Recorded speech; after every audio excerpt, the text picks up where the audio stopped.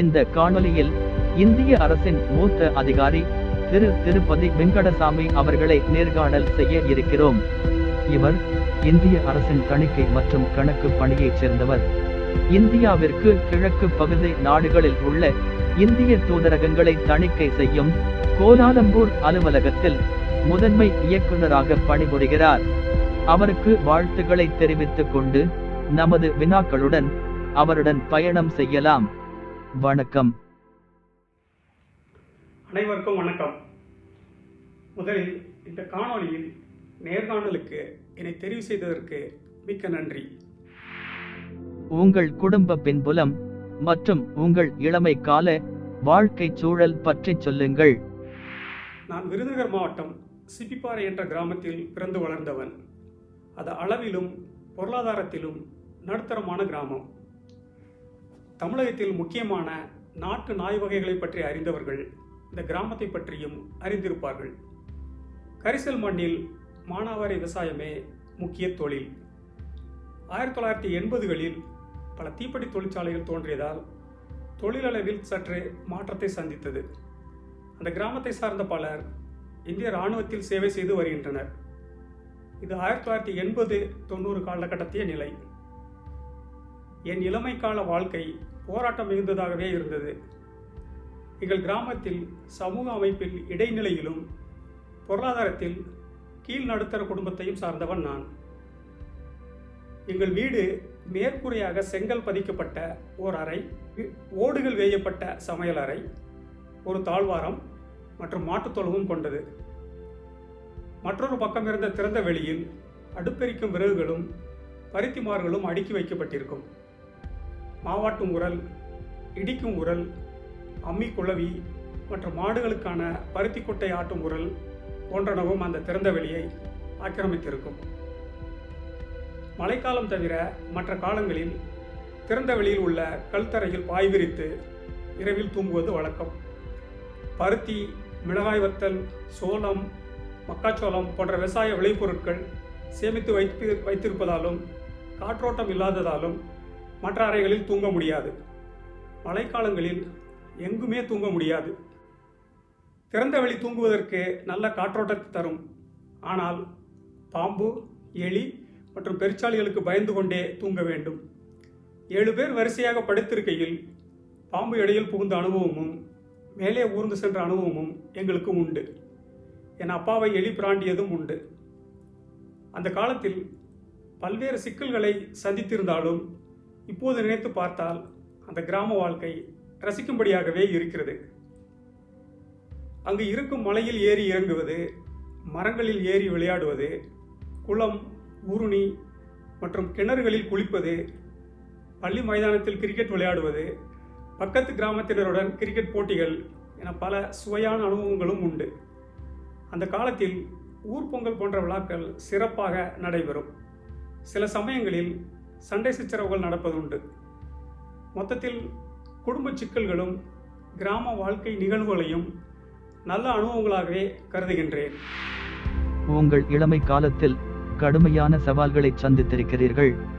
உங்களது குடும்ப தொழில் குறித்தும் கல்வியில் உங்களுக்கு ஆர்வம் ஏற்பட்டது எப்படி என்பது பற்றியும் சொல்லுங்கள். எனது பெற்றோர்கள் பள்ளியில் பணிபுரிந்தாலும் எங்களது குடும்பம் அடிப்படையில் வேளாண்மை தொழிலை சார்ந்தது. எங்கள் பாட்டி விவசாயத்தை கவனித்துக் கொண்டிருந்தார். மாத வருமானம் இருந்த போதிலும் பெரிய குடும்பம் என்பதாலும் விவசாய தொழில் ஈடுபட்டிருந்ததாலும் பற்றாக்குறை நிதிச்சூழல் தான் மேலோங்கி இருந்தது. சிறுவனாக இருக்கையில் மாத கடைசியில் குடும்ப தேவைக்கு சில உறவினர்களிடமும் செல்வந்தர்களிடமும் கடன் வாங்க சென்றிருக்கிறேன். 20 ரூபாயும் 50 ரூபாயும் கடன் கொடுப்பதற்கு முன் அவர்களது கேலி பேச்சும் காக்க வைப்பதும் சிறுவனான என்னையே கூனிக்குறுக செய்துவிடும் என்றால் பெற்றோரின் மனநிலை எப்படி இருந்திருக்கும்? அந்த நிலை மாற வேண்டும் என பல முறை நினைத்தது உண்டு. அதற்கு என்ன செய்ய வேண்டும் என்று யோசித்ததற்கு கிடைத்த ஒரே பதில் நன்றாக படிப்பது. நன்றாக படிப்பது மட்டுமே. எங்கள் கிராமத்தில் இருந்த பள்ளியும் பொது நூலகமும் கல்வியின் தேவையை ஆழ்மனதில் நன்கு பதிய வைத்தன. இளமை காலத்தில் பல்வேறு சிக்கல்களை கடந்துதான் முன்னேறி இருக்கிறீர்கள். உங்கள் இளமை காலத்தில் நீங்கள் உங்கள் குடும்பத்திற்கு எவ்வாறு உதவியாக இருந்தீர்கள் என்பதை சொல்லுங்கள். உண்மைதான். இளமையில் பல இடர்களை எதிர்கொள்ள வேண்டியிருந்தது. பள்ளிப்பருவத்தில் விவசாய பணியில் பெற்றோருக்கு உதவி செய்வது உண்டு. குப்பைகளை சேர்த்து உரமாக்கும் பணி செய்திருக்கிறேன். நிலத்திலும் களத்திலும் வேலை செய்பவர்களுக்கு உணவு மற்றும் நீர் கொண்டு செல்வதிலும் மயில் போன்ற பறவைகள் விரட்டும் காவல் பணியிலும் ஈடுபடுவது உண்டு. எள் தட்டியிருக்கிறேன், துவாரம்பருப்பு தட்டியிருக்கிறேன், வேப்பம்பழங்களை பொறுக்குவதும் உண்டு. விவசாய பணிகள் இல்லாத காலங்களில், பள்ளி விடுமுறை காலங்களிலும், விழாக்களுக்கு சில தினங்களுக்கு முன்பும் தீப்பெட்டி தொழிற்சாலைகளுக்கு பணிக்கு சென்றிருக்கிறேன். அது குழந்தை தொழிலாளர்கள் தடை செய்யப்படாமல் தீப்பெட்டி மற்றும் பட்டாசு தொழிற்சாலைகளில் குழந்தை தொழிலாளர்கள் பலர் ஈடுபட்டிருந்த காலம் அது. தீப்பெட்டி தொழிலின் பணி முழுவதும் தெரிந்திருந்தாலும் டஜன் மடிப்பது என்ற பணியை வழக்கமாக செய்வதுண்டு. நாளொன்றுக்கு 3 அல்லது 4 ரூபாய் பணம் ஈட்ட முடியும். அடிப்படையில் விவசாய தொழிலுக்கு உதவி செய்வதுதான் என் முக்கிய பணி. அந்த காலகட்டத்தில் பெரும்பாலான சிறுவர்கள் செய்வதுதான். அந்த கிராமத்தில் சராசரி சிறுவனாகவே வளர்ந்தேன். ஆனால் கல்வியிலும் புத்தக வாசிப்பிலும் கூடுதல் கவனம் செலுத்தினேன். அவ்வளவே. நீங்கள் உங்கள் கிராம நூலகம் பற்றி குறிப்பிட்டீர்கள். உங்கள் கிராம நூலகம் உங்கள் வாழ்க்கையில் எவ்வாறு பயணப்பட்டது, அதில் உங்களை இணைத்துக் கொண்டது பற்றி பதிவு செய்யுங்கள். எனக்குள் கல்வி ஆர்வத்தையும் வாசிக்கும் பழக்கத்தையும் தூண்டியதில் முக்கிய பங்கு வகிப்பது சிப்பாறையில் இருந்த பொது நூலகம். 40 வருடங்களுக்கு முன்பே ஒரு கிராமத்தில் மேல்நிலைப் பள்ளியையும் பொது நூலகத்தையும் கட்டமைத்த மாநில அரசின் நிர்வாகம் பாராட்டுக்குரியது. அந்த பொது நூலகம் எனது உலக பார்வையை விரிவாக்கியது. சிறிய நூலகமே என்றாலும் பல நல்ல நூல்கள் இருந்தன. அந்த நூலகத்தில் இருந்த பெரும்பாலான புத்தகங்களை படித்திருக்கிறேன். எங்கள் வீட்டில் அனைவரும் அந்த நூலக உறுப்பினர்கள். ஆனால் பெரும்பாலான நேரங்களில் அனைவரது பெயரிலும் புத்தகங்களை பெற்று வந்து வாசிப்பது நான் தான். தொடக்கத்தில் கதைகளிலும் துப்பறிய நாவல்களிலும் ஈடுபாடு காட்டினாலும் பின்னர் தமிழ் இலக்கியங்களையும் மக்களாட்சி மற்றும் இடதுசாரி கோட்பாடுகளையும் கற்கும் வாய்ப்பை அந்த நூலகம் வழங்கியது. இவையெல்லாம் கல்வி ஒன்றின் மூலமே வாழ்வில் உயர முடியும், சமத்துவமே சமுதாயத்திற்கு முக்கியம் போன்ற எண்ணங்களை என்னுள் ஆழமாக விதைத்தது. அப்போது தொடங்கிய வாசிக்கும் வழக்கம் இப்பொழுதும் தொடர்கிறது. சொந்த புத்தகங்கள் இல்லை என்பதால் மீண்டும் படிக்க குறிப்பெடுக்கும் பழக்கத்தை அங்குதான் கற்றுக்கொண்டேன். பின்னாளில் குடிமைப்பணி தேர்விற்கு ஆயத்தமாகும் பொழுது அந்த பழக்கம் மிகவும் உதவியாக இருந்தது. உங்களது பள்ளி கல்வி குறித்தும் முதல் தலைமுறை பட்டதாரியான உங்களின் கல்லூரி பயணம் பற்றியும் பதிவு செய்யுங்கள். சிவிப்பாறையில் உள்ள அரசு பள்ளியில் தான் தொடக்க கல்வி முதல் உயர்நிலை கல்வி வரை பயின்றேன். அருகில் உள்ள திருவேங்கடத்தில் உள்ள அரசு மேல்நிலைப் பள்ளியில் 12ஆம் வகுப்பு படித்தேன். முதல் தலைமுறை பட்டதாரியான எனது கல்வி பயணத்தை சிப்பிப்பாறை பள்ளியும் அங்கிருந்த நூலகமும் தொடங்கி வைத்தன என்றால் அரசின் இடஒதுக்கீட்டு கொள்கை எனது பயணத்தை வேகப்படுத்தியது. வேளாண்மை கல்வியை கற்கும் வாய்ப்பை கொடுத்தது தமிழ்நாடு இடஒதுக்கீட்டு சட்டம். அந்த கல்வியும் அங்கு பெற்ற நட்பும் என்னை பண்படுத்தின என்றால் மிகையாகாது. குடிமைப்பணி தேர்வில் வெற்றியடையும் வாய்ப்பை கொடுத்தது இந்திய அரசின் இடஒதுக்கீட்டு சட்டம். அதற்கு மத்திய மாநில அரசுகளின் இடஒதுக்கீட்டு கொள்கையும் அவற்றை நிறைவேற்றிய அரசுகளுமே காரணம். இந்த கொள்கையும் சட்ட பாதுகாப்பும் இல்லாவிடில் எனக்கு கிடைத்த வாய்ப்புகள் கிட்டாமலே போயிருக்கும். இவை என் வெற்றிக்கு முழு காரணமாக இல்லாவிடனும் முக்கிய காரணங்களாகின்றன. சுமார் 20 ஆண்டுகளுக்கு பின்னர் அமெரிக்காவின் மினசோட்டா பல்கலைக்கழகத்தில் முதுகலை மாணவராக கல்வி பயிலும் வாய்ப்பு கிட்டியது. சிறப்பாக செயல்படும் அதிகாரிகளுக்கு வெளிநாட்டில் உயர்கல்விக்கு உதவி செய்யும் இந்திய அரசின் திட்டத்தின் கீழ் இந்த வாய்ப்பு கிடைத்தது. மாறுபட்ட கல்விச் சூழலும் அதுவரை அரசு பணியில் கிடைத்த அனுபவங்களும் இணைந்து வளமான கல்வியை கொடுத்தது எனலாம்.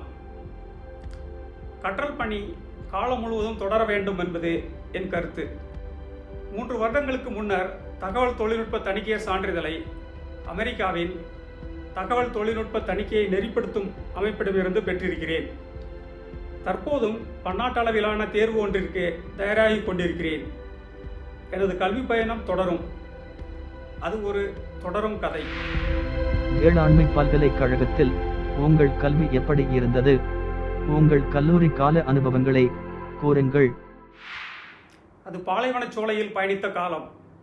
பல சுவையான அனுபவங்களை பெற்ற காலம். படிப்பில் பாலையாகவும் பிற செயல்களில் சோலையாகவும் இருந்த காலம் அது. கல்லூரி காலம் முழுவதும் சராசரி மாணவனாகவே இருந்தேன். விரும்பியது கிடைக்காத சோகத்தில் வேளாண்மை கல்லூரியில் சேர்ந்து பயிலத் தொடங்கினேன். விரும்பியது கிடைக்காத சோகத்தாலும் தமிழ் வழியில் கல்வி கற்ற எனக்கு ஆங்கில வழி கல்வி கடினமாக இருந்ததாலும் சுமாராகவே படித்தேன். சில பாடங்களில் தோல்வியுற்று மீண்டும் தேர்வு எழுதி தேர்ச்சி பெற்ற அனுபவமும் உண்டு. பல பாடங்களில் குறைந்த மதிப்பெண்ணில் தேர்ச்சி பெற்றதும் உண்டு. அதற்கு காரணம் படிப்பை தவிர மற்ற எல்லா விடயங்களிலும் ஈடுபாடு காட்டியதுதான். எனக்கு இயற்கையாகவே விளையாட்டில் அதிக ஆர்வம் உண்டு. தடகள போட்டிகளில் ஈடுபாடு அதிகம். ஓட்டப்பந்தயங்களில் கலந்து கொண்டு வெற்றி பெற்றது, குண்டு எறிதலில் பல்கலைக்கழக சாம்பியனானது, கல்லூரி அணியில் கிரிக்கெட் விளையாடியது என பல்வேறு அனுபவங்கள் மறக்க முடியாதவை. இலக்கிய போட்டிகளில் பங்கேற்று வெற்றி பெற்றிருக்கிறேன். வளர் தொழில் என்ற இதழை பற்றி கேள்விப்பட்டிருப்பீர்கள். அந்த இதழில் கல்லூரியில் படிக்கும் பொழுது நிருபராக பணியாற்றியது நல்ல அனுபவம். வேளாண்மை தொழிற்சாலை என்ற தலைப்பில் தொடர் கட்டுரைகள் எழுதியது வாசகர்களிடையே நல்ல வரவேற்பை பெற்றது. கல்லூரி கலை இதழின் ஆசிரியராக இருந்து கல்லூரி காலத்திலேயே துப்பறியும் பணி செய்தது, மாணவர் போராட்டங்களை முன்னின்று நடத்தியது என பல்வேறு சுவையான அனுபவங்கள் கொடுத்த வசந்த காலம் அது. மொத்தத்தில் படிப்பில் இருந்து கவனத்தை சிதறவிட்டு மற்ற அனைத்து செயல்களிலும் ஈடுபட்டேன். அது என் கல்வியை பாதித்தது. மதிப்பெண்கள் குறைந்தன. கல்வியை பொறுத்தவரை கரடுமுரடான காலம் அது. ஆனால் அவையெல்லாம் என் ஆளுமையை வளர்த்து கொள்ள உதவின. வாழ்க்கையிலும் என் பணியிலும் சிக்கல்கள் எழுந்த பொழுது அவற்றை நேர்கொள்ளும் திறனையும் கடந்து செல்லும் மனப்பக்குவத்தையும் கொடுத்தன. ஆதலால் கல்வியோடு மாணவர்கள் பல்வேறு துறைகளில் ஆர்வமுடையவர்களாகவும் திறமை கொண்டவர்களாகவும் விளங்க வேண்டும் என்பது எனது அனுபவ அறிவு. பள்ளியில் படிக்கும் போது மருத்துவராக வேண்டும் என்று நினைத்த நீங்கள் வேளாண் துறைக்குள் வந்தது எப்படி என கூறுங்கள். அந்த மாற்றத்தை எப்படி எதிர்கொண்டீர்கள் என பதிவு செய்யுங்கள். நல்லது. மாணவர்களின் நலன் சார்ந்த முக்கியமான கேள்வி. பெரும்பாலான மாணவர்களுக்கு தாங்கள் விரும்பிய கல்வியை கற்கும் வாய்ப்பு கிட்டுவதில்லை. அதற்கு அறிவார்ந்த, திறமையான, கடினமாக உழைக்கக்கூடிய, நன்கு கற்கக்கூடிய மாணவர்களும் விதிவிலக்கல்ல. அதற்கு குடும்ப, சமூக மற்றும் அரசியல் நிர்வாக சூழல் என பல்வேறு காரணங்கள் இருக்கலாம். எனக்கும் அப்படிப்பட்ட அனுபவம் ஏற்பட்டது. 1985-90 காலகட்டத்தில் தமிழகத்தில் மேல்நிலைப் பள்ளியில் அறிவியல் பிரிவில் பயின்ற பெரும்பாலான மாணவர்கள் மருத்துவர் ஆக வேண்டும் என்ற கனவுடனேயே கல்வி கற்றனர். அதற்கு நானும் விலக்கல்ல. கிராமத்தில் அரசு பள்ளியில் படித்தாலும் மருத்துவர் கனவுடனேயே படித்து வந்தேன். ஆனால் அன்றைய சூழலில் கடினமாக உழைத்தும் மிக குறைந்த மதிப்பெண் இடைவெளியில் மருத்துவ படிப்பிற்கான வாய்ப்பை தவறவிட்டேன். வேளாண்மை பட்டப்படிப்பு முடித்தவுடன் முதுகலை கல்வி பயிலவும் தொடங்கினேன். வேளாண்மை முதுகலை கல்விக்கான இந்திய வேளாண்மை ஆராய்ச்சி நிறுவனத்தின் உதவித்தொகைக்கான தேர்வில் முதல் முறை தோல்வியுற்றேன். ஆனால் 2ஆம் முயற்சியில் என்னுடைய பாடப்பிரிவில் அகில இந்திய அளவில் 4ஆம் இடம் பெற்று தேர்ச்சி பெற்றேன். அதன் மூலம் கிடைத்த உதவித்தொகையில் முதுகலை கல்வியை முடித்தேன். மருத்துவராகும் கனவில் இருந்த எனக்கு வேளாண்மையின் ஒரு பாடப்பிரிவில் அகில இந்திய தரத்தில் வெற்றி பெற்றது திருப்தி அளிப்பதாக இருந்தது. அது எனது மனதிடத்தை வலுப்படுத்துவதாகவும் இருந்தது. உங்கள் கல்வி மற்றும் பணியில் நீங்கள் பெற்ற பட்டங்கள், பாராட்டுகள் போன்றவற்றை குறிப்பிடுங்கள். நான் கிள்ளிக்குளம் வேளாண்மை கல்லூரி மற்றும் ஆராய்ச்சி நிலையத்தில் இளங்கலை வேளாண்மை பட்டமும், கோவையில் உள்ள வேளாண்மை பல்கலைக்கழகத்தில் முதுகலை பட்டமும் பெற்றிருக்கிறேன். அமெரிக்காவின் மின்னசோட்டா பல்கலைக்கழகத்தில் பொது விவகாரங்கள் துறையில் முதுகலை பட்டமும் பெற்றிருக்கிறேன். 2 முதுகலை பட்ட படிப்புகளையும் மத்திய அரசின் முழுமையான நிதியுதவியுடன் தான் படித்தேன். இவை தவிர தகவல் தொழில்நுட்ப தணிக்கை தொடர்பான பட்டயங்களை அமெரிக்கா மற்றும் நார்வே நாட்டின் முக்கிய அமைப்புகளிடமிருந்து பெற்று தகவல் தொழில்நுட்ப தணிக்கையராக அங்கீகரிக்கப்பட்டுள்ளேன். அரசு பணியில் சிறப்பாக பணிபுரிந்ததற்காக பல்வேறு பாராட்டுகளையும் பெற்றுள்ளேன். குறிப்பாக கூற வேண்டுமெனில், மத்திய சுகாதாரத்துறையில் பணியாற்றும் பொழுது உலக உடல் உறுப்புதான நிகழ்ச்சியை சிறப்பாக நடத்த உதவியதற்காக மத்திய அரசின் பாராட்டை பெற்றிருக்கிறேன். தணிக்கை வரலாற்றில் முதலாக ட்ரோன் தொழில்நுட்பத்தை எனது அலுவலகம் என் முயற்சியில் பயன்படுத்தியதற்காக பன்னாட்டு புவியியல் உச்சி மாநாட்டில் சிறந்த செயல்பாட்டிற்கான பரிசு கிடைத்தது. இவை தவிர தமிழகத்திலும் தணிக்கைத்துறையிலும் மின் அலுவலகத்தை முதலில் அமல்படுத்தியதற்காக எங்கள் தலைமை அலுவலகத்தின் பாராட்டையும் பெற்றுள்ளேன். பெரும்பாலானோருக்கு வாழ்க்கையில் ஒரு முன் மாதிரி, அதாவது ரோல் மாடல் இருப்பர். உங்கள் வாழ்க்கையின் முன்மாதிரி யார் என்று கூறுங்கள். இந்த விஷயத்தில் எனக்கு சற்று மாறுபட்ட கருத்துக்களும் அனுபவமும் உண்டு. என் முன்மாதிரி என்று குறிப்பாக யாரையும் சொல்வதற்கில்லை. ஒவ்வொரு காலகட்டத்திலும் சிலர் இருந்திருக்கிறார்கள். பள்ளி படிக்கும் பொழுது சில கிரிக்கெட் வீரர்கள், கல்லூரியில் படிக்கும் பொழுது அரசியல் மற்றும் சமூக இயக்க தலைவர்கள். பொதுவாக புரட்சியாளர்களையும் சமூக சமநிலைக்கு பாடுபட்ட தலைவர்களையும் எனக்கு பிடிக்கும். தோல்வியால் தோண்டுவிடாத ஒவ்வொரு உழைப்பாளியும் என் முன்மாதிரிதான். எங்கள் ஊர் கரிசக்காட்டு விவசாயி உட்பட. ஒரு கிராமத்தில் தொடங்கிய உங்கள் பயணம் யூனிசெஃப் அமைப்பையும் இந்திய தூதரகங்களையும் தணிக்கை செய்யும் அளவிற்கு தொடர்ந்திருக்கிறது. நீங்கள் பயணப்பட்ட கடுமையான வெற்றி பாதையை பற்றி சொல்லுங்கள். எனது பார்வையில் மிக முக்கியமான கேள்வி. என்னுடைய இன்றைய நிலையை 30 வருடத்திற்கு முந்தைய நிலையுடன் ஒப்பிட்டால் கடந்து வந்த பாதையின் நீளம் தெரிகின்றது. அதிலிருந்த கற்களும் முற்களும் தெரிகின்றன. பல தோல்விகளை எதிர்கொண்டுள்ளேன். ஆனால் எச்சூழலிலும் தோல்வியை கண்டு தொய்வடைந்ததில்லை. ஒவ்வொரு வளர்ச்சி நிலையையும் போராடித்தான் பெற்றுள்ளேன். தெய்வத்தான் ஆகாதெனினும் முயற்சி தன் மெய்வருத்த கூலி தரும் என்ற வள்ளுவர் வாக்கை முழுமையாக நம்புவான் நான். இந்த குறளை எனது குடிமைப்பணி தேர்வின் நேர்காணலிலும் கூறியிருக்கிறேன். வெற்றிக்கு நான் தெய்வத்தையும் நம்புவதில்லை, அதிர்ஷ்டத்தையும் நம்புவதில்லை. எங்கோ ஒரு கிராமத்தில் பிறந்து வளர்ந்த நான் இந்த நிலைக்கு உயர்ந்தது உழைப்பின் மூலமே. அதற்கு கற்கும் சூழலும் அரசின் சமநிலைப்படுத்தும் கொள்கை மற்றும் சட்டங்களும் வாய்ப்பை ஏற்படுத்தி கொடுத்தன. இதோடு நிற்கப் போவதில்லை. எனது எல்லை எதுவென்று தெரியாவிடனும் தொடுவானை நோக்கிய எனது பயணம் தொடரும். எங்கிருந்தோ வந்தேன், கல்வி கற்றதனாலும் இடஒதுக்கீடு பெற்றதனாலும் உயர்ந்தேன் என்று சொல்வதில் எனக்கு எந்தவித தயக்கமும் இல்லை. இந்திய குடிமை பணி தேர்விற்கு ஆயத்தமாகும் போது நீங்கள் சந்தித்த சவால்கள் பற்றியும் அதை எதிர்கொண்டு சாதித்தது பற்றியும் சொல்லுங்கள். அது ஒரு 4 ஆண்டுகள் உணர்ச்சிகரமான கடுமையான போராட்டம். குடிமைப்பணி தேர்விற்கு தயாராகும் போது ஏற்பட்ட தடைக்கற்கள் எண்ணற்றவை.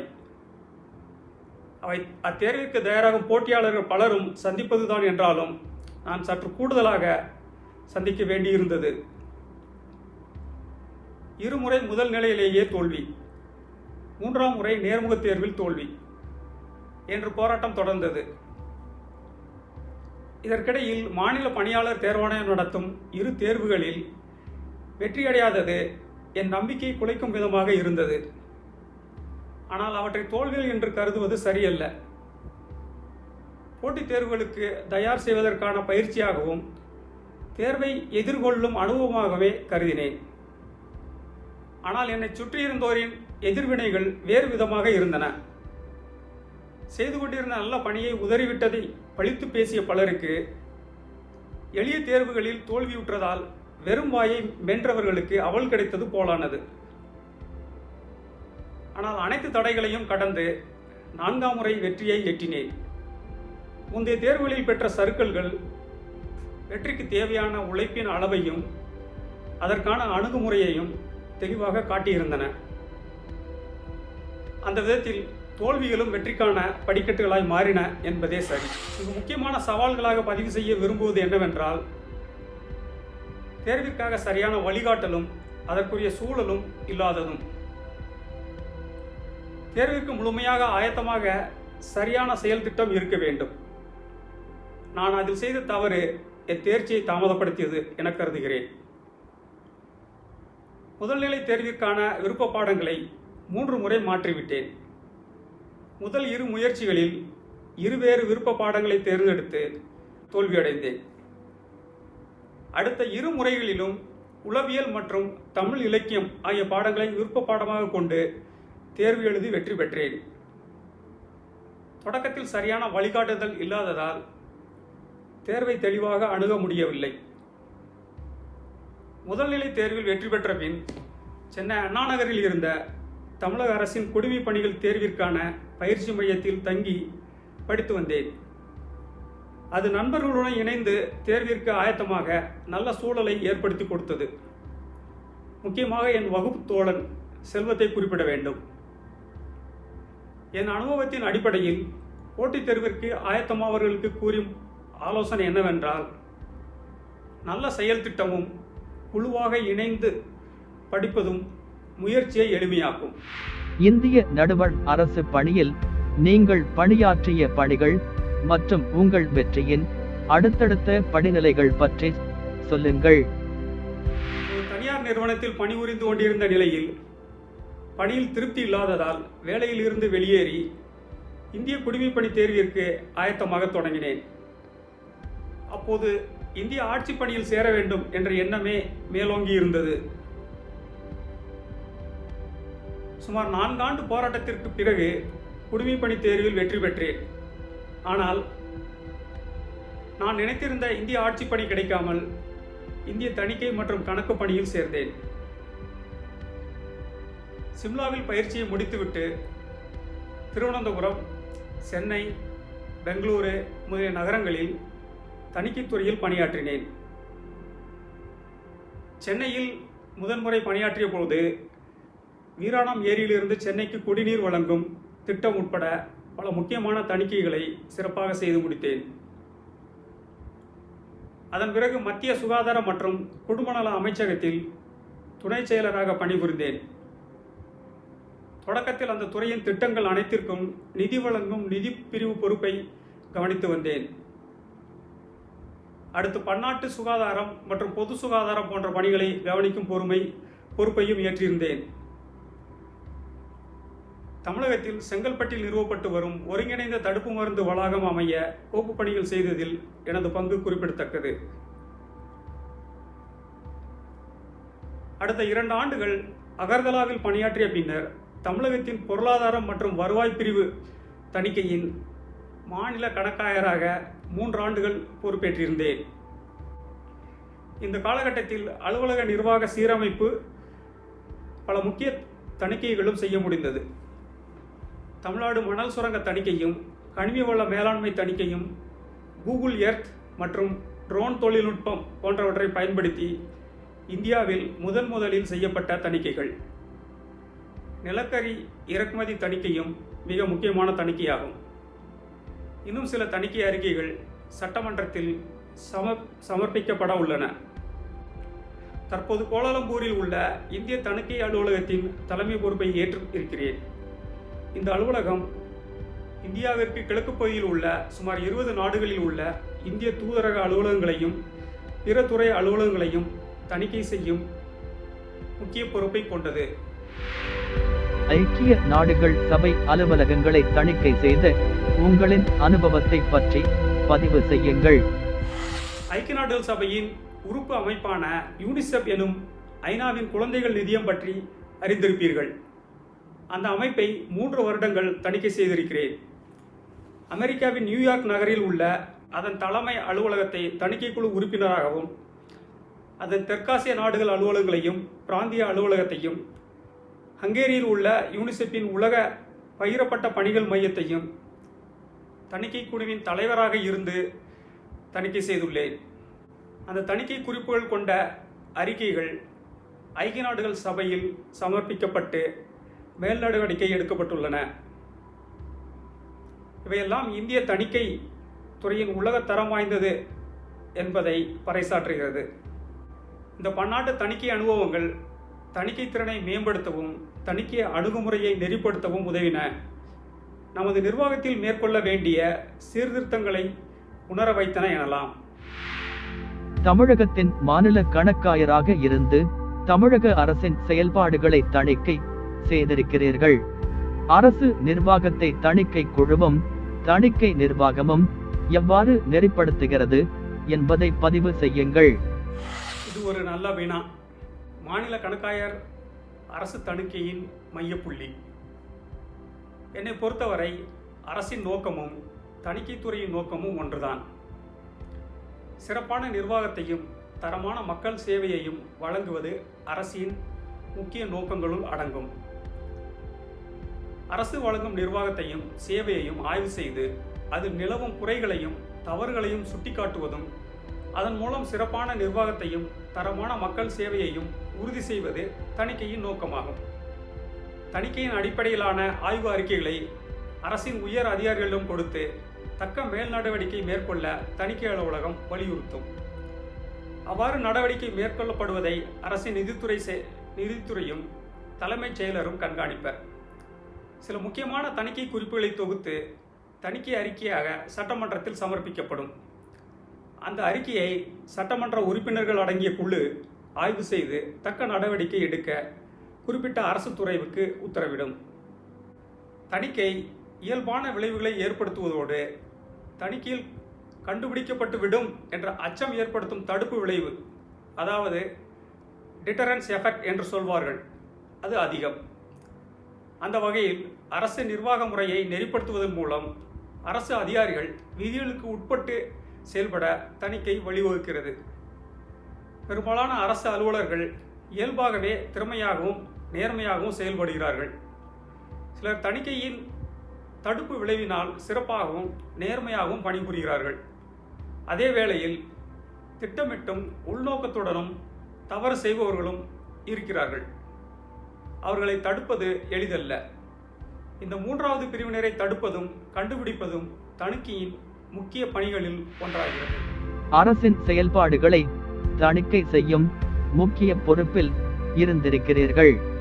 உங்கள் பணியை செய்யும் போது தணிக்கை துறையில் நீங்கள் சந்தித்த சவால்கள் பற்றி கூறுங்கள். இது மிகவும் சிக்கலான கேள்வி. தணிக்கையின் முக்கியமான சவால்கள் தணிக்கை அறிக்கைக்கு தேவையான சான்றுகளை சேகரிப்பதும் தணிக்கை செய்யப்படும் அலுவலகங்களின் ஒத்துழைப்புமே.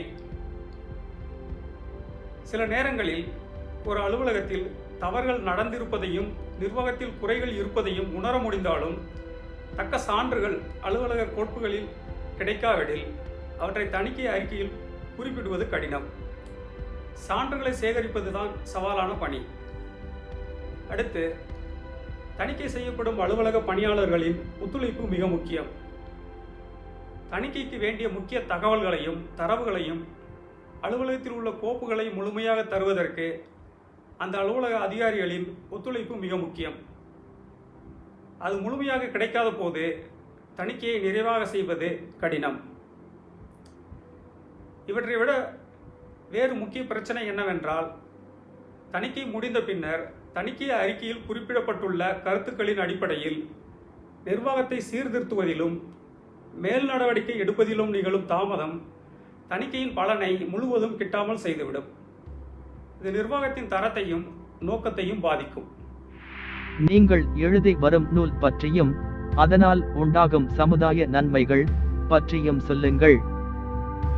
இது வணிகவியல் மற்றும் தணிக்கை மாணவர்களுக்கு நான் சொல்ல வேண்டிய முக்கிய செய்தி. தமிழ்நாட்டில் ஆண்டுக்கு சுமார் 1.5 லட்சம் மாணவர்கள் வணிகவியல் பாடப்பிரிவில் 12ஆம் வகுப்பு தேர்வு எழுதுகின்றனர்.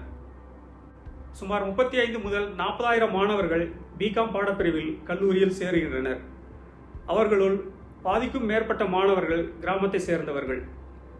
இவர்கள் அனைவரும் தமிழ் வழியில் 12ஆம் வகுப்பு படித்தவர்கள். மேலும் பெரும்பாலான கல்லூரிகளில் தமிழ் வழியில் பாடம் நடத்தும் பழக்கம் உள்ளது. தமிழ் வழி கல்லூரிகளும் உண்டு. ஆனால் தணிக்கை குறித்து முழுமையாக கற்பிக்கும் புத்தகம் தமிழில் இல்லை என்று கருதுகிறேன். பள்ளி பாடப்புத்தகமும் கல்லூரி பாடத்திட்டத்தின் அடிப்படையிலான சில புத்தகங்கள் மட்டுமே தமிழில் உண்டு. தணிக்கையை உலக தரத்தில் தமிழ் மாணவர்களுக்கு கற்பிக்க ஒரு நூல் இருந்தால் மாணவர்களுக்கு மிகவும் பயனுள்ளதாக இருக்கும் என்று தோன்றியது. என்னுடைய அனுபவத்தின் அடிப்படையில் அந்த தேவையை நிறைவேற்றலாம் என்று தொடங்கியதுதான் இந்த நூல் எழுதும் முயற்சி. தணிக்கை தெளிவாக்கம் என்ற தலைப்பில் 2019ஆம் ஆண்டு இறுதி வாக்கில் எழுதத் தொடங்கினேன். 2 ஆண்டுகள் தேவை என கருதி தொடங்கிய பணி கொரோனா கால ஊரடங்கால் 15 மாதத்தில் நிறைவடைந்திருக்கிறது. அது தமிழ் வழி மாணவர்களுக்கு மட்டுமல்லாது தமிழ்நாட்டில் ஆங்கில வழி மாணவர்களுக்கும் தணிக்கையை நன்கு புரிந்து கொள்ள உதவும் என்று நம்புகிறேன். நீங்கள் இந்திய அளவிலும் பன்னாட்டளவிலும் தணிக்கை அனுபவம் கொண்டவர். தணிக்கை துறையில் மாணவர்களுக்கு உள்ள வாய்ப்புகள் குறித்து கூறுங்கள். இது மிக முக்கியமான கேள்வி. தணிக்கை தொடர்பான கல்வி கற்கும் மாணவர்களுக்கு ஏராளமான வாய்ப்புகள் உள்ளன. அரசு மற்றும் தனியார் துறைகளிலும் பன்னாட்டு நிறுவனங்களிலும் தணிக்கையர் மற்றும் தரவு ஆய்வாளர்களுக்கான எண்ணற்ற பணிகள் உள்ளன. மாணவர்கள் இந்தியாவின் பட்டய கணக்காளர் பயிற்சியோடு, அதாவது CA பயிற்சியோடு, உலக தரத்திற்கு ஏற்றவாறு CPA, CIA, CISA, CIDA போன்ற தேர்வு மற்றும் பயிற்சிகள் பெற்றால் தணிக்கை பணியை மிகச் சிறப்பாக மேற்கொள்ள முடியும். இந்தியாவில் சுமார் 3 லட்சம் பதிவு பெற்ற பட்டய கணக்கர்கள் கணக்கு மற்றும் தணிக்கை பணிகளில் ஈடுபட்டுள்ளனர். இது நாட்டில் உள்ள பதிவு செய்த நிறுவனங்கள் மற்றும் வரி செலுத்துவோரை கணக்கிடும் போது மிக குறைவே. பொருளாதாரம் வளரும் போது தணிக்கையர்களின் தேவையும் வளரும். தணிக்கை மாணவர்களுக்கு எதிர்காலம் நன்றாக இருக்கும் என்பது எனது கணிப்பு. ஆனாலும் தணிக்கையர் தேர்வு எழுதுவோரும் அதில் வெற்றி பெறுவோரும் மிக குறைவாகவே உள்ளனர். தணிக்கையர் தேவையை நிவர்த்தி செய்யவும் சமூகம் மற்றும் பொருளாதார அடிப்படையில் அனைத்து பிரிவு மக்களுக்கும் சம உரிமை வழங்க தணிக்கையர் தேர்வு முறையிலும் தணிக்கை பணி நெறிமுறைகளிலும் சில மாற்றங்களும் சீர்திருத்தங்களும் தேவைப்படுகின்றன. ஒருவர் தன் வாழ்வில் வெற்றி பெறுவதற்கான படிநிலைகளை எவ்வாறு வளர்த்து கொள்ள வேண்டும் என்பது குறித்து உங்கள் கருத்துக்களை பதிவு செய்யுங்கள். இது இளைஞர்களுக்கு முக்கியமான கேள்வி. வெற்றி என்பது ஒருவரின் தனிப்பட்ட அணுகுமுறையை பொறுத்தது. ஒவ்வொருவருக்கும் வேறுபடும். நான் எனது அனுபவத்தின் அடிப்படையில் சில கருத்துக்களை பதிவு செய்கிறேன். முதலில் நமக்கான வெற்றி எது என்பதை புரிந்து கொள்ள வேண்டும். அது தனக்கென்று ஒரு இலக்கை நிர்ணயித்து அதனை எட்டி பிடிப்பதாக இருக்கலாம், அல்லது கிடைக்கும் வாய்ப்புகளை கெட்டியாக பற்றி கொண்டு அதில் புதிய இலக்கை நிர்ணயித்து அதனை தொட்டு பிடிப்பதாகவும் இருக்கலாம். இலக்கு பெரியதாக இருக்க வேண்டும் என்பதுதான் இலக்கு. நேர்வழியில் பயணித்து யாருக்கும் தீங்கிழைக்காமல் எட்டக்கூடிய எந்த இலக்கும் ஏற்கக்கூடியதே. அடுத்து முக்கியமாக புரிந்து கொள்ள வேண்டியது எந்த உயரத்தை இலக்காக வைக்க வேண்டும் என்பது. எட்டும் கனியை நெட்டாமல் பறிப்பது வெற்றி இல்லை. எட்டா கனியை தட்டி பறிப்பதுதான் வெற்றி. அதுதான் இலக்காக இருக்க முடியும். அந்த எட்டாத உயரம் ஏனின் உயரமா அல்லது வானின் உயரமா என்பதை மட்டும் தேர்ந்தெடுக்க வேண்டும். வெற்றியின் அடுத்த படிநிலை அறிவார்ந்த உழைக்கும் திட்டம். மீண்டும் சொல்கிறேன், அறிவார்ந்த உழைக்கும் திட்டம். உழைப்பு என்பது அனைவராலும் இயன்றதுதான். அறிவார்ந்த உழைப்பு என்பது இலக்கை நோக்கிய உழைப்பை திட்டமிட்டு செயல்படுத்துவது. என்ன செய்ய வேண்டும், எப்படி செய்ய வேண்டும், எப்பொழுது செய்ய வேண்டும் என்று தெளிவாக திட்டமிட்டு உழைப்பதை குறிக்கும். அறிவார்ந்த உழைப்பு ஒருவனிடம் நிறைந்துள்ள ஆற்றலை ஆக்கப்பூர்வமாக பயன்படுத்த உதவும். அது இலக்கை நோக்கிய பயணத்தில் வெற்றியை உறுதி செய்யும். அடுத்த படிநிலை முயற்சியும் பயிற்சியும். இவை இல்லாமல் யாரும் எந்த இலக்கையும் எட்ட முடியாது. அது வெற்றியும் இல்லை. முயற்சியும் பயிற்சியும் இல்லாமல் எட்டிய இலக்கு தற்செயலானதே. அதை வெற்றி என கொள்ளலாகாது. அடுத்த முக்கியமான வெற்றி படிநிலை வெற்றியின் தன்மையை நன்கு புரிந்து கொள்வது. வெற்றி என்பது ஒற்றை நிகழ்வல்ல. அது தொடரும் தொடர், நீளும் நீட்சி. வெற்றிகள் முடிவதில்லை. அதேபோல் தோல்விகளும் தொடர்வதில்லை. தோல்வியையும் வெற்றியாக மாற்றும் வழிமுறைதான் வெற்றியின் யாவும் கடந்த படிநிலை. அதை அடையும் பயிற்சி பெற்றவர்களுக்கு எல்லாம் சாத்தியமே. வெற்றி என்பது எளிதில் கிட்டுவதில்லை. வாழ்க்கையில் வெற்றி பெற ஒருவர் இதையெல்லாம் கடைபிடிக்க வேண்டும் என்பதை பதிவு செய்யுங்கள். நல்லது. நான் முன்னரே கூறியது போல் வெற்றி என்பதும் ஒற்றை நிகழ்வல்ல. அது மீண்டும் மீண்டும் நிகழக்கூடிய தொடர் செயல். எப்பொழுது நிகழும், எந்த விதத்தில் நிகழும் என்பதில் வேறுபாடு இருக்கலாம். ஆனால் அது நிகழ்ந்தே தீரும். நாம் செய்ய வேண்டியதெல்லாம் கிடைக்கும் வாய்ப்புகளை சரியாக பயன்படுத்திக் கொள்வது மட்டுமே. மனித வாழ்க்கை நீரோட்டம் போன்றது. நீரோட்டத்திற்கு இயற்கையாக ஏற்படும் தடைகளை எதிர்கொள்வதும் அவற்றை கடந்து செல்வதும் இயல்பானது. இருப்பினும் அணைகளாலும் தடுப்பணைகளாலும் செயற்கையாக உருவாக்கப்பட்ட தடைகளை கடந்து செல்ல இயலாமல் காணாமல் போகின்றன. ஆனால் அவை காணாமல் போன இடத்தில்தான் நீர்த்தேக்கம் என்ற மாபெரும் சக்தி உருவாகின்றது. மனித வாழ்க்கையிலும் இயற்கையாகவும் செயற்கையாகவும் உருவான தடைகள் ஏற்படுவது உண்டு. உடல் வளர்ச்சியின் போது ஏற்படும் தடைகள் இயற்கையானவை. அவற்றை மனிதன் இலகுவாக கடந்து விடுகின்றான். ஆனால் உள்ளத்தளவில் ஏற்படும் தடைகள் எல்லாம் செயற்கையாக ஏற்படுபவை. இலக்குகள் நிர்ணயித்தல், மாற்று இலக்குகளை எண்ணாதிருத்தல், தவறான அணுகுமுறையை தேர்ந்தெடுத்தல், சமூக கருத்துக்களுக்கு அளவு கடந்த முக்கியத்துவம் அளித்தல் போன்றவை செயற்கை தடைகள். அத்தகைய தடைகளை கடப்பது எளிதாக இருப்பதில்லை. உடல் வளர்ச்சியின் போது ஏற்படும் தடைகளை எதிர்கொள்ளும் நாம் உள்ள வளர்ச்சியின் போது ஏற்படும் தடைகளை எதிர்கொள்ள முடிவதில்லை. ஆனால் அவற்றை எதிர்கொண்டு வெற்றிகரமாக கடக்கும்போது வாழ்க்கை நீரோட்டம் தொடர்கிறது. அதற்கு இளமையிலிருந்தே தயாராக வேண்டும். நம் உள்ளம் தயார் நிலையில் இருக்கையில் தோல்விகள் தொடர்வதில்லை, வெற்றிகள் முடிவதில்லை. கடைசியாக, வளரும் தலைமுறையினருக்கு நீங்கள் கூறும் ஆலோசனைகள் பற்றி கூறுங்களேன். நன்று.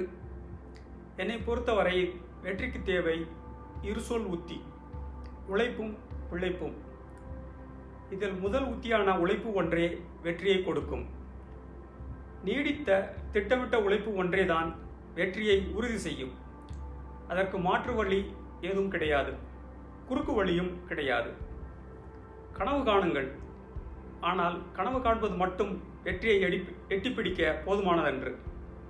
கனவை நனவாக்க தேவையான வினைகளை செம்மையாக செய்ய வேண்டும். அந்த வினைகளை திட்பமாக்காமல் வாகை சூடுவது இயலாது. அதில் தொய்வு ஏற்பட்டால் கண்ட கனவு களைவதை தவிர்க்க முடியாது.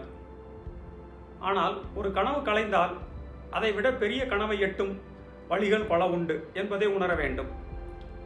களைந்த கனவை நினைத்து சோர்ந்து போய்விடாமல் மாபெரும் கனவை எட்டுவதற்குரிய வாய்ப்புகளை உருவாக்க வேண்டும். அதற்குரிய வாய்ப்புகளை தேடி போக வேண்டும். அல்லது கிடைத்த வாய்ப்பை சரியாக பயன்படுத்திக் கொள்ள வேண்டும். இரண்டாவது உத்தியான பிழைப்பு என்பது கொண்ட குறிக்கோளில் நிலைத்திருப்பதை குறிக்கும். அது கண்ட கனவிற்காகவே பிழைத்திருப்பது, உயிர் வாழ்வதை மட்டும் குறிப்பதன்று. அது தோல்விகளை கடந்து இலக்கை நோக்கிய பயணத்தில் அதனை எட்டுவதற்காகவே பிழைத்திருப்பது. என் அனுபவத்தை பொறுத்தவரை தோல்விகளை தடைகளாக பார்க்க தேவையில்லை. அவற்றை மாபெரும் வெற்றிக்கு வழிகாட்டியாக பார்க்க வேண்டும். அவை தொடர்ச்சியாக வருவதில்லை, ஒரே வடிவத்திலும் வருவதில்லை. ஒரு தடையை கடந்தவுடன் புதிய தடைகள் வேறு வடிவத்தில் வருகின்றன. அவ்வாறு தொடர்ந்து வந்தாலும் அவை வேறு ஒரு வெற்றியை எதிர்கொள்ளும் பக்குவத்தை ஏற்படுத்துவதாகவே இருக்கின்றன. அடுத்து வரும் வாய்ப்பை சரியாக பயன்படுத்தி கொள்ளும் வழிகாட்டியாகவே அமைகின்றன. இங்கு தடைகளை தாண்ட முடியவில்லை என்றால் என்ன செய்வது என்ற முக்கிய கேள்வி எழுகின்றது. அதற்கு உண்மையான நேர்மையான விடை என்னவென்றால், முதல் உத்தியை கையில் எடுப்பதுதான். அதாவது கடினமாக உழைப்பதுதான். இவற்றிற்கு மாற்றான வழிகளோ குறுக்கு வழிகளோ ஏதும் கிடையாது. இந்த உண்மையை ஏற்றுக்கொள்வதற்கான மனப்பக்குவத்தை அடைவது மிக முக்கியமானது. அந்த பக்குவத்தை அடைந்துவிட்டால் எந்த இலக்கையும் எட்டிவிடலாம். நன்றி. இதுவரை பல்வேறு வினாக்களுக்கு விரிவாக பதில் கூறியதற்கும் மாணவர்களுக்கும் இளைஞர்களுக்கும் நல்ல ஆலோசனைகள் வழங்கியதற்கும் நன்றி. உங்கள் வெற்றி பயணம் தொடர எங்கள் வாழ்த்துகள். வணக்கம். நன்றி. எனது கருத்துக்களை பொது வெளியிலும் இளைஞர்களிடமும் மாணவர்களிடமும் பகிர்ந்து கொள்ள வாய்ப்பளித்தமைக்கு மிக்க நன்றி. வணக்கம். இந்த காணொளியை பார்ப்பவர்கள் தங்கள் கனவுகளை எட்டிப்பிடிக்க வாழ்த்துக்கள்.